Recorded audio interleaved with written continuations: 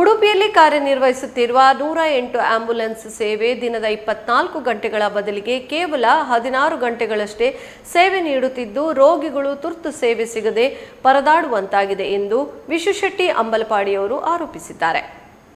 108 ambulance ದಿನದ 24 ಗಂಟೆ ಸೇವೆ ನೀಡುವ ಉದ್ದೇಶ ಹೊಂದಿದೆ. ಆದರೆ ಅದರ ಪಾಲನೆ ಆಗುತ್ತಿಲ್ಲ.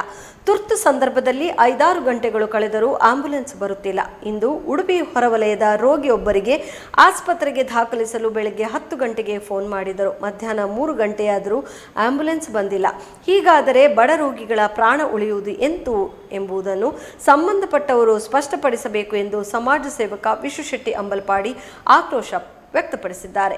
ಎಷ್ಟೋ ಸಂದರ್ಭದಲ್ಲಿ ಬಡ ರೋಗಿಗಳನ್ನು ಜಿಲ್ಲಾಸ್ಪತ್ರೆಯಿಂದ ಮಂಗಳೂರಿನ ವೆನ್ಲಾಕ್ ಆಸ್ಪತ್ರೆಗೆ ದಾಖಲಿಸುವ ಅಗತ್ಯ ಇರುತ್ತದೆ. ಅಂತಹ ಪರಿಸ್ಥಿತಿಯಲ್ಲಿ 108 ಸೇವೆಗೆ ಸಿಗದಿದ್ದರೆ ದುಬಾರಿ ಖಾಸಗಿ ಆಂಬ್ಯುಲೆನ್ಸ್ ಮಾಡಿ ಅವರನ್ನು ಕೊಂಡೊಯ್ಯಲು ಸಾಧ್ಯವೇ? ಹೀಗಾಗಿ ಅದೆಷ್ಟೋ ರೋಗಿಗಳು ದಾರಿಯಲ್ಲಿಯೇ ಪ್ರಾಣ ಬಿಟ್ಟ ಉದಾಹರಣೆಗಳಿವೆ. ಪ್ರಸ್ತುತ 108 ಸೇವೆಯನ್ನು ಅವಲೋಕಿಸಿದಾಗ 3 ಪಾಳಿಯಲ್ಲಿ 8 ಗಂಟೆಯಂತೆ 24 ಗಂಟೆ ಕರ್ತವ್ಯ ನಿರ್ವಹಿಸಬೇಕಾದ ಈ ಆಂಬ್ಯುಲೆನ್ಸ್ಗಳು ಯಾವುದಾದರೊಂದು ಪಾಳಿಯನ್ನು ನಿರ್ವಹಿಸುತ್ತಿಲ್ಲ. ಈ ಸಂದರ್ಭದಲ್ಲಿ ಫೋನ್ ಮಾಡಿದರೆ ಆಂಬ್ಯುಲೆನ್ಸ್ ಖಾಲಿ ಇಲ್ಲ ಎಂದೋ ಅಥವಾ ತಾಂತ್ರಿಕ ದೋಷ ಎಂದೋ ಸಬೂಬು ನೀಡಲಾಗುತ್ತಿದೆ ಎಂದು ವಿಶ್ವಶೆಟ್ಟಿ ಆರೋಪಿಸಿದ್ದಾರೆ. ಈಗ ಸೇವೆಗೆ ಸಿಗುವುದು 6 ಅಥವಾ 7 ಮಾತ್ರ.